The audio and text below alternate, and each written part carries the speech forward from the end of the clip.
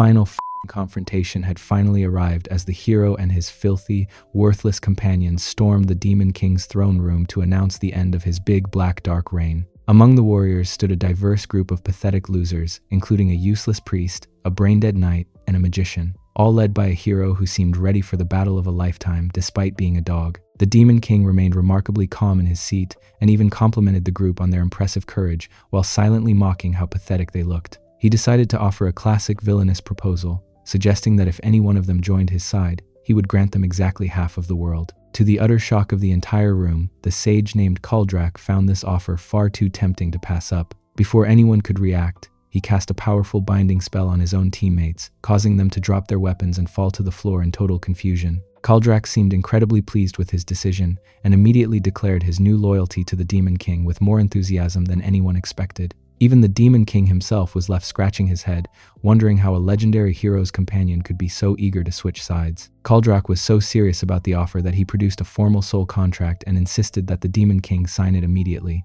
He argued that a mere verbal promise was a bit risky for his first time betraying humanity. When the Demon King hesitated, Kaldrak used a bit of guilt-tripping and reverse psychology, questioning if a legendary ruler would really go back on his word. Feeling a bit pressured by the sheer intensity of the magician, the Demon King eventually signed the paper and ordered the remaining warriors to be hauled off to the dungeon. As they sat in the quiet throne room, the Demon King finally asked the question on everyone's mind regarding why a proud warrior would betray his world so easily. Kaldrak's mind drifted back to a year ago, when the party was still full of righteous pride and genuine friendship. Back then, the hero was a young and pure-hearted leader who treated Kaldrak with a great deal of respect. However, their dynamic shifted permanently after a terrifying encounter with one of the Demon King's generals. The hero was left deeply traumatized by the experience and nearly quit the quest altogether. The female knight, who had a long-standing crush on the hero, stepped in to offer her full support and comfort during his recovery. What started as emotional healing soon transformed into an incredibly intense and public gym gesture. The hero and the knight began dedicating all their time to each other, often retreating to private quarters for very long and very noisy celebrations of their gym session. While the couple was busy enjoying their newfound passion, the rest of the party was left to deal with the consequences. Kaldrak and his other colleagues spent their evening sitting at the dinner table in awkward silence, forced to listen to the constant and unmistakable sounds of the hero and the knight through the thin walls. It became clear that while the hero had certainly overcome his trauma, he had done so in a way that made life miserable for everyone else in the party. After an entire year of being a reluctant audience to his friends' gymming, Kaldrak realized that joining the Demon King was the only way to finally get some peace and quiet. The hero's recovery soon took a turn for the crowd as more members of the party decided to join in on the constant gym session. It seemed the group's focus had shifted entirely from saving the world to their own tangled personal gym sessions, which left Kaldrak as a frustrated outsider. This situation was becoming more than just socially awkward because it started affecting their combat efficiency in a very expensive way. The priest found that her magical healing powers were dwindling rapidly as her lifestyle no longer met her divine requirements. This meant the party had to spend twice as much on medical potions to make up for the lack of actual magic. Naturally, this entire financial burden was pushed onto Kaldrak, who was forced to spend his own hard-earned savings to keep the team functional. The others were far too distracted to contribute a single coin to their own survival. When he finally expressed his frustration about the situation, the group did not apologize, but instead labeled him as narrow-minded and selfish. They began treating him like a lowly servant and sent him off on pointless errands just so they would not have to deal with his common sense. It reached a point where it was clear they were simply trying to find an excuse to kick him out of the party altogether. Back in the throne room, Kaldrak felt a strange sense of peace while looking at the Demon King. He realized that his decision was not just a betrayal but a liberation from a very toxic work environment. He felt exactly like a weary employee finally walking away from a terrible boss to follow his own dreams and self-interests. Still, he could not help but wonder what the Demon King had planned for his former colleagues. The Demon King explained that he intended to follow the standard protocol for captured heroes, which involved an end followed by a very public display to discourage any future uprisings from humanity. Kaldrak listened calmly and then made a surprising request for the Demon King to keep the warriors alive instead. This did not sit well with the Demon King at all, and he slammed his fist down in a sudden display of authority. He demanded to know why he should show even a shred of mercy to a group of assassins who had tried to kill him. He could not wrap his head around why he should spare the lives of people who had traveled across the world specifically to end his reign forever. Kaldrak explained to the Demon King that his request to spare the heroes was not born from sentimentality or leftover affection. He revealed a crucial bit of divine lore involving the fact that only one oracle of the goddess can exist in the world at any given time. If the current hero were to be ended, a brand new champion would simply be summoned to take his place and continue the quest to defeat the Demon King. By keeping the captured hero alive and imprisoned, they effectively blocked the goddess from sending a replacement who might actually be competent at his job. The Demon King considered this logic and initially suggested a compromise where they could end all the companions while only keeping the main hero as a permanent prisoner. Kaldrak countered this idea with an even more calculated and sinister plan. He argued that they needed to spare the companions as well because providing the hero with a sense of hope and a reason to keep breathing was essential for long-term containment. By keeping his partners nearby but in captivity, they could ensure the hero remained in a perpetual state of barely hanging on for years to come. The Demon King was genuinely taken aback by the depth of this cruelty and felt quite relieved that such a devious mind was now working for him instead of against him. The following day marked the official beginning of Kaldrak's new career under his new management. He was instructed to keep his face concealed behind his hood for the time being to avoid any immediate chaos or confusion within the castle ranks. He was also provided with a personal assistant named Camilla, who took him on a tour of the grounds to help him get settled. They eventually arrived at the training arena where a group of Death Knights was engaged in a fight that one of them actually lost its head in the process. Kaldrak watched in utter disbelief as the head knight simply continued on as if nothing had happened. Camilla calmly explained that such occurrences were perfectly normal since Death Knights have a very different relationship with mortality than humans do. While Kaldrak was trying to process the violent training session, a new figure in dark armor caught sight of him and loudly demanded that he approach the group. This warrior seemed highly irritated by the presence of a mysterious stranger in a green cape and ordered Kaldrak to reveal his face at once. When he finally lowered his hood, the surrounding crowd was shocked to recognize the famous magician who had so recently been a celebrated hero. The warrior, who was actually the Demon King's high-ranking daughter, acknowledged his reputation and seemed very interested in his sudden change of heart. She immediately challenged him to a friendly sparring match, leaving Kaldrak to worry that his own head would end up rolling across the arena floor just like the knight he had seen earlier. Kaldrak looked down at the arena floor and felt a sudden wave of anxiety as he realized he was about to face a very eager opponent. He couldn't help but worry if this sparring session would involve the same level of real swords and dangerous swinging he had seen earlier. His opponent laughed off the concern and reminded him that they weren't undead knights who could simply ignore a missing head. This did little to ease his mind because he was caught in a serious dilemma. He wasn't quite sure how skilled his new boss's daughter truly was. If he played it too safe, he might end up getting seriously injured. However, if he unleashed his full potential, he might accidentally stop her life, which was definitely not a great way to make a first impression at a new job. The warrior finally introduced herself as Ozma and made it clear that she shared the same narrow-mindedness she saw in him. She felt personally insulted that a mage of his reputation would allow a fighter to get so close and accused him of not taking her seriously. She demanded that they fight as if it were the real thing and refused to listen to any further talk of going easy. Kaldrak realized that Ozma was not the type to settle for a gentle practice round. As soon as the referee signaled the start of the match, she lunged forward with a ferocity that proved she was willing to cross the line. Kaldrak saw that the situation had become dangerous and knew he had to respond with everything he had. He gripped his magical staff tightly as brilliant blue sparks of lightning began to surge through the wood and surround his hand. With a determined look, he channeled his energy and prepared for a high-speed counterattack. He moved with such explosive speed and precision that the air seemed to crackle around him, showing everyone present that even without a sword, he was a force to be reckoned with. Ozma was stunned to see Kaldrak toss his magical staff aside as if it were a useless piece of lumber during their match. To a seasoned warrior, a mage throwing away his primary tool for channeling power seemed like the height of foolishness and a guaranteed recipe for disaster. Ozma lunged forward with full confidence that her speed would be his undoing, but she quickly realized that she had drastically underestimated the man's versatility. Kaldrak did not actually need a staff to channel his abilities and began weaving a complex quadra spell using nothing but his bare hands. Before Ozma could land a single blow, Kaldrak unleashed a massive magical whirlpool that transformed the training arena into a chaotic storm of wind and energy. The sheer force of the spell created a vacuum that sucked in everything in its path, including Ozma's own sword, and left her completely defenseless. The undead knights watching from the sidelines were left scratching their helmets in confusion, while wondering if what they were witnessing was even traditional magic or perhaps some strange form of high-level martial arts. Kaldrak simply brushed off their confusion and explained that this was just the particular way he had always studied and practiced his craft.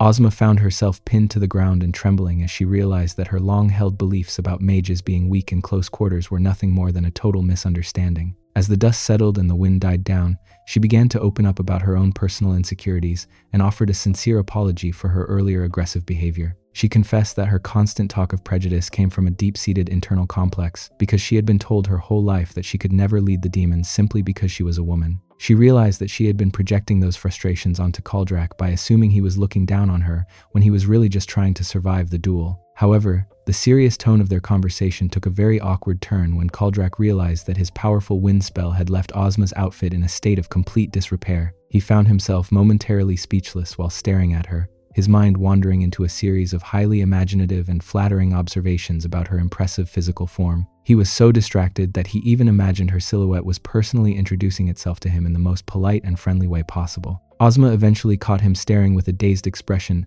and felt a massive wave of embarrassment wash over her, turning her face a bright shade of red as she saw herself in a gym position. The Demon King eventually heard about the sparring match and called Kaldrak back to the throne room to ask about the encounter with his daughter. Kaldrak was visibly shaking as he explained how she had insisted on a match despite his best efforts to decline. The Demon King laughed it off and noted that his daughter was simply driven by her ambition to become the greatest demon lord possible. However, the atmosphere shifted as the ruler wondered aloud how such a skilled mage could possibly make a mistake that resulted in his daughter's outfit being shredded. Kaldrak couldn't help but feel that his new boss was judging him more for the awkward outcome than for the actual fight itself. Back in the privacy of his quarters, Kaldrak collapsed onto his bed in a fit of pure embarrassment. He replayed the entire awkward scene in his head, while letting out a string of muffled frustrations into his pillow. He genuinely wondered if his career had taken a massive step backward, and felt that the situation was far more humiliating than any battle he had ever lost. It was one thing to betray humanity, but it was quite another to be remembered as the man who accidentally caused a wardrobe malfunction for the princess during a practice round. Fortunately, he did not have much time to wallow in self-pity because the Demon King summoned him for an important new assignment. The ruler emphasized that this task required a high level of magical expertise and was vital to the operations near the Demon Island. Kaldrak accepted the mission with a renewed sense of purpose while imagining the serious deeds he might be asked to perform. He even pondered if he would be sent to eliminate a high-level target in a display of terrifying power that would make him feel like a true villain. He soon arrived at a peaceful village of beastmen where the locals were busy tending to their crops under the bright sun. The reality of his situation finally set in when he realized his tactical magical abilities were being used for agricultural management. Kaldrak unleashed a spell so powerful and wide-reaching that it looked like a catastrophic storm from a distance. Camilla watched in stunned silence as he controlled this massive force with effortless precision. However, instead of destroying an army, the swirling blades of wind perfectly separated every single grain of rice from its stalk in one clean sweep. The local farmers were absolutely delighted by the efficiency and hailed their new guest as an incredible ace who had made a week's worth of work vanish in a few seconds. After the long day of magical farming, the villagers invited him to wash off the dirt and join them for a celebratory drink. Kaldrak stood there with a single tear rolling down his face as he realized he had gone from a legendary Grand Mage to the Demon Lord's premier public support technician. He felt as though he had been transformed from a tactical weapon into a high-powered gardening tool. He eventually retreated to his temporary room and stared at the ceiling while lamenting how far he had fallen in such a short amount of time. A gentle knock at the door interrupted his spiral of regret as a hospitable fox girl entered with a tray of wine and assorted snacks. She thanked him warmly for all the help he had provided to the village and asked if there was anything else he needed to make his stay more comfortable. Kaldrak tried to maintain his professional dignity and thanked her for the lodging while she set the food down. She admitted that eating alone was quite a lonely experience and suggested that he should accompany her for the meal. Kaldrak found himself looking at his host with a bit of surprise as he realized that perhaps his new life of community service wasn't going to be entirely miserable after all. Violet was currently struggling with the weight of being alone for an entire year since her husband had been drafted into the demon army.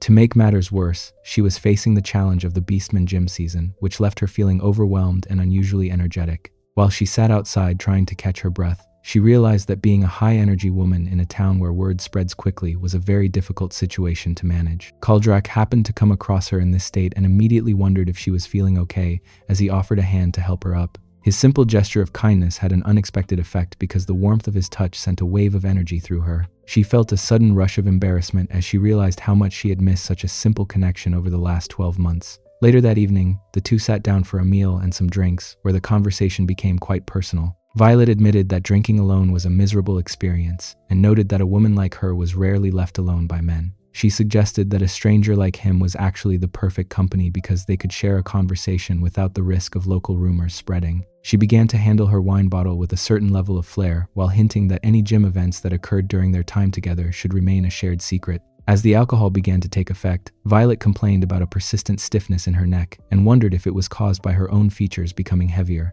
Kaldrak decided to be a helpful guest and offered to give her a massage to ease the tension, which she accepted with a great deal of enthusiasm. He soon learned that the gym season for her species was a serious event where their bodies would act up and act in a way that was impossible to ignore. The air in the small room quickly became heavy with her scent as her tail started wagging with a mind of its own. Her tail eventually brushed against him in a way that made her intentions very clear as she turned around to face him with a look of intense energy. Before he could process the sudden shift in the atmosphere, his hospitable host transformed into a predator who had finally caught her gym partner for the night. While Kaldrak settled into his new life, a young woman named Camilla was busy carrying out a very special assignment from the Demon Lord himself. Her mission was to maintain constant surveillance on the legendary trader to ensure he wasn't secretly hiding any dangerous intentions against the demon realm. She spent her evenings carefully documenting his progress, while reflecting on his reputation as a master of mass destruction magic who possessed overwhelming fighting prowess. Her goal was to uncover any hidden secrets the man might be keeping under his mysterious green cloak.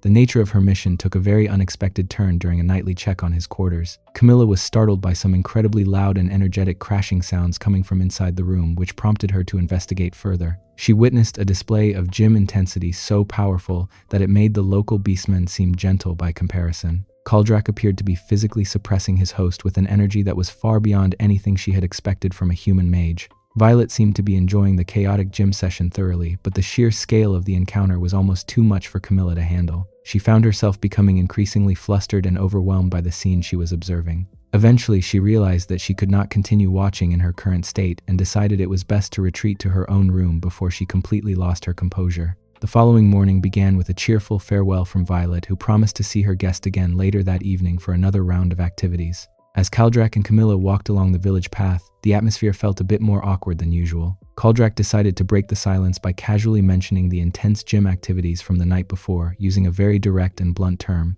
This caused Camilla to instantly turn a shade of red that was far too bright for someone who was supposed to be a seasoned professional. Kaldrak quickly noticed that his assistant was a terrible liar and found it suspicious that she would act so surprised by a common word. He wondered why a member of her particular species would have such an extreme reaction to the topic, since their entire reputation was built on those exact types of interactions. He had a sudden and shocking realization that Camilla might actually be a complete beginner who had never participated in those gym activities before. The idea of a gym inexperienced demon seemed like a total contradiction of nature, and he was left in a state of pure disbelief as he tried to process how such a thing could even be possible. Kaldrak found himself genuinely puzzled by the logistics of a special demon who had never participated in the gym activities her species was famous for. He wondered how she had managed to survive her entire life, since he assumed they required those specific gym interactions to stay alive. Camilla quickly cleared up the confusion by explaining that being a half-human meant she could survive perfectly well on normal food just like anyone else. This explanation did little to stop Kaldrak's curiosity, as he noted that it was his first time seeing a member of her race who lacked the natural weapons of charm and appeal. He even went as far as to say that a special demon without those qualities seemed a bit incomplete, which was a total slip of the tongue that he immediately regretted.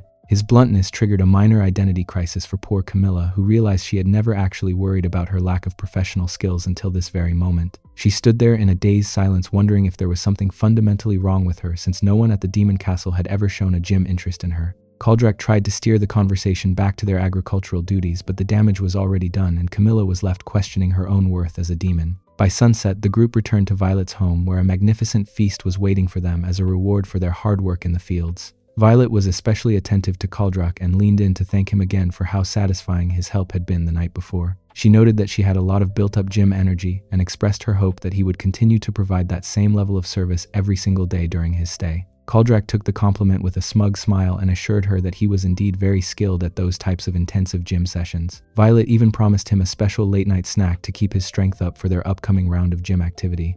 Camilla watched this exchange with a mix of admiration and total confusion as she praised Kaldrak for his incredible dedication to helping the village. Kaldrak realized that his assistant was being far too innocent and decided to clarify exactly what kind of help Violet was referring to. He explicitly stated that their conversation was about the high-energy gym encounter from yesterday, and that the fox woman wanted a repeat gym performance every night. Camilla was absolutely floored by this revelation and stared at him with a look of pure shock. Kaldrak could only laugh at the situation while reflecting on the fact that the famous charming instincts of a demon clearly were not something they were simply born with. Camilla eventually reached her limit and stood up from the table in a fit of overwhelmed frustration. Kaldrak was caught off guard when Camilla suddenly stood up and loomed over him with an intense energy that was completely different from her usual professional demeanor. He tried to gently explain that members of her race were typically quite expressive and forward in their conversations, and since she was so innocent, he felt the need to provide a bit more educational context on the subject. This explanation did not sit well with Camilla at all, as she started to tremble with a mix of anger and wounded pride. She insisted that her lack of experience was strictly due to an extremely heavy work schedule and not because she was incapable of attracting a gym partner. She even claimed that if she put in even a small amount of effort, she could have anyone she wanted with a single look. Kaldrak was not exactly convinced by her boast and gave her a very skeptical response that only fueled her determination to prove him wrong right then and there. Without any warning, Camilla decided to launch a direct assault on his senses by showing her gym cloth. Kaldrak was left speechless by the sheer randomness and boldness of the move, while Camilla wore a look of absolute triumph. She assumed his stunned silence was a sign that he was completely mesmerized by her natural charm and unable to even speak in her presence. Kaldrak found himself in a very awkward position where he felt more embarrassed for her lack of common sense than attracted to the display. He eventually told her that she should probably go to sleep right now before the situation became any weirder for both of them. Camilla's victory lap was short-lived as she realized that her first attempt at using her natural magic had drained all of her mana and left her feeling incredibly drowsy. After she finally left the room and retreated to the hallway, she stood there feeling a surge of regret and heat as she replayed the embarrassing moment in her head. Kaldrak was just settling into his own bed and drifting towards sleep when a soft knock at the door pulled him back to reality. To his utter surprise, Camilla returned wearing very gym clothes. She admitted that their earlier conversation had triggered a deep realization about her professional shortcomings and her identity as a demon. She made a very bold request for him to become her personal teacher so she could finally learn the ways of her people. Kaldrak was far too tired for subtle riddles and bluntly asked if being a teacher meant she wanted to gym with him, which immediately sent her back into a state of panic and defensive insults. Their chaotic tutoring session was cut short by yet another knock at the door as Violet announced her arrival for the evening. Camilla panicked at the thought of being caught in his room while wearing almost nothing and quickly scrambled to hide inside the nearby wardrobe. Violet entered the room looking even more enthusiastic than the previous night and clarified that her earlier mention of a late-night snack was actually an invitation for a much larger meal. She was determined to take the gym lead this time and warned Kaldrak that he was the one who was going to lose. As she began to prepare her clothing with a predatory smile, Kaldrak realized he was in for another very long night of gym. Meanwhile, tucked away in the dark wardrobe, Camilla realized she had the best seat in the house for her first secret lesson in the very subjects she had been so desperate to study. Kaldrak realized he had to focus all of his mental energy on neutralizing a lingering trace of demonic magic that had managed to cloud his judgment. He channeled his inner mana through his body to purify his senses and finally broke through a subtle hypnotic influence that had been affecting him. He was shocked to find himself in a confusing situation and realized he had been influenced into entering Camilla's private quarters. While he carried the unconscious woman, he couldn't help but reflect on the original reason he had abandoned the hero's party. He remembered how their leader had lost his focus entirely after becoming obsessed with gymming, which felt like a personal betrayal to the mission they had started together. Kaldrak felt that he was a much more disciplined man who would never let such distractions get the better of his common sense. The next morning arrived with the bright sun reflecting off the village houses as Kaldrak began his daily routine. He performed a special purification ritual from his home magic tower to ensure his mana was circulating perfectly and his body was free of any outside influence. The process took much longer than usual because of the chaotic events from the night before. As he sat at the breakfast table, he noticed that even his advanced magic hadn't completely removed the faint, lingering scent of Camilla's presence from his memory. He had to admit to himself that his assistant possessed a truly impressive physical form that was hard to ignore. He found himself wondering how she would have reacted if she had actually been conscious during their gym late-night encounter. His train of thought was suddenly interrupted when Camilla approached him at the table with a very polite greeting. Kaldrak was so caught off guard that he nearly choked on his drink while trying to maintain a professional appearance. He had been thinking about how messy it would be to get involved with a colleague who lacked gym experience, but Camilla seemed to have a completely different perspective on the matter. She thanked him for the excellent class they had the night before and noted that he looked very impressive during the session. She officially requested his continued guidance and promised to be a very attentive student from that point forward. Kaldrak tried to set a firm boundary by claiming that his behavior the night before was simply a matter of her not being his preferred type. This blunt remark deeply wounded Camilla's pride and caused her to erupt in a fit of defensive frustration. She insisted that she was more than capable of being charming and decided to challenge him to a 3-month bet to prove who had more self-control. She proposed an arrangement where he would provide her with an education while still respecting her personal boundaries. The rules were simple because the first person to give in to their impulses would be the loser and have to grant the winner any wish they desired. Kaldrak teased her by asking if she was already feeling scared of the challenge, which only made her more determined to win. He eventually agreed to the terms and realized that their very unconventional and gym teacher-student relationship had officially begun. The Demon King sat in his grand throne room and reflected on the strange turn of events involving the great magician named Kaldrak. While he appreciated the help, he found it nearly impossible to believe that such a high-level enemy would simply pledge his loyalty overnight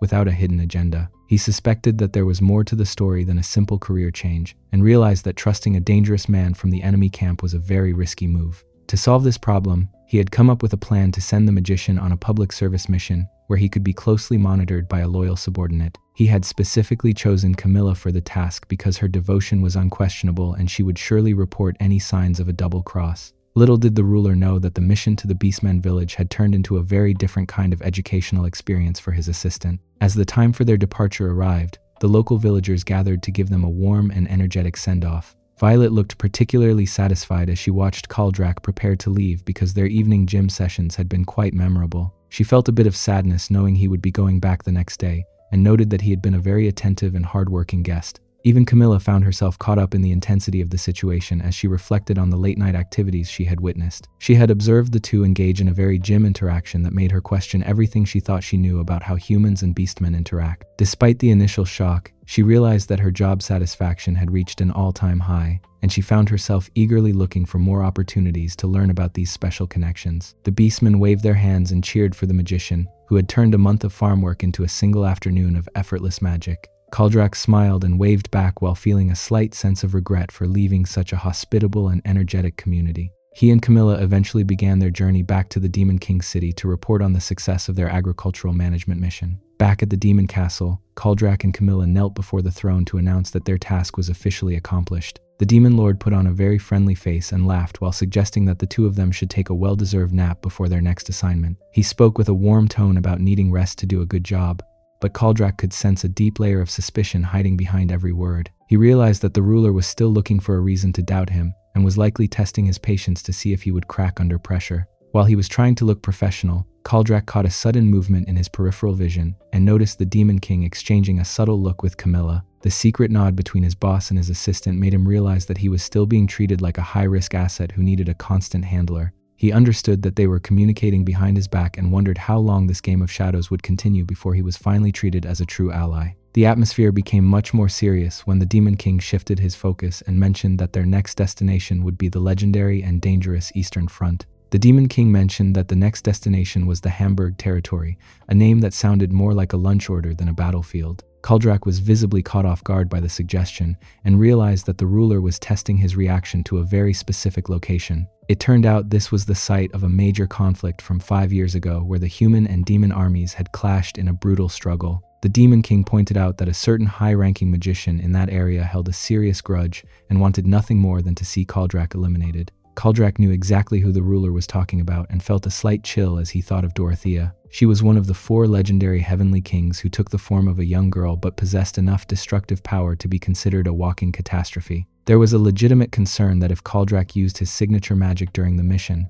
his identity and his betrayal of humanity would be revealed to the world much too soon. The Demon King wanted to keep his new ally as a secret weapon to be played at the perfect moment. Kaldrak remained calm and explained that he had plenty of new and unrevealed spells in his repertoire that would be more than enough to hide his true face. The ruler found this answer satisfactory and decided to postpone the departure for a few days so they could prepare. Before heading off to rest, Kaldrak made a specific request to spend some time interrogating his former companions in the dungeon. He argued that one of them possessed a wealth of information about the Hamburg region that would be vital for his success. The Demon King agreed and instructed Camilla to guide him to the cells, ensuring he was still being watched every step of the way. As the two walked through the dark and quiet castle corridors at night, Kaldrak reflected on his current standing within the organization. He understood that his boss still didn't trust him and was using his assistant as a personal watchdog to monitor his every move. He realized he had to be extremely careful with how he handled the situation in the dungeon to avoid raising any more red flags. They eventually reached the gloomy underground area where the hero's party was being held in various states of restraint.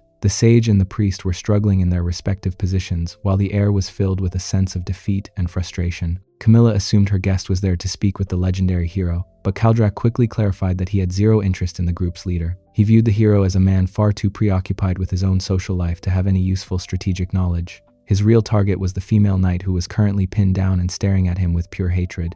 He reminded Camilla that she was actually the eldest daughter of the Hamburg territory, making her the perfect source for local intel. Despite her aggressive threats and the awkwardness of seeing his former teammate in such a gym position, Kaldrak prepared himself to get the answers he needed for his upcoming trip to her hometown. Kaldrak and Camilla walked through the dimly lit corridors of the prison where the hero's party was being kept under lock and key. The area was being monitored by a group of imposing Death Knights who looked ready for a serious confrontation at a moment's notice. However, Kaldrak looked at the guards and felt a sudden wave of disappointment wash over him. He felt that the Demon King was lacking a bit of professional imagination when it came to his choice of dungeon staff. He noted that since they had a legendary female knight in custody, the most logical and traditional choice for a jailer would obviously be a group of orcs. He felt this was a classic rule of the trade that had been completely ignored in this specific instance. One of the knights did not take kindly to the comment and began to glow with a menacing red energy while demanding to know if Kaldrak was calling the Demon King weak. Kaldrak quickly corrected the misunderstanding and explained that his frustration was strictly about the proper professional atmosphere of a dungeon.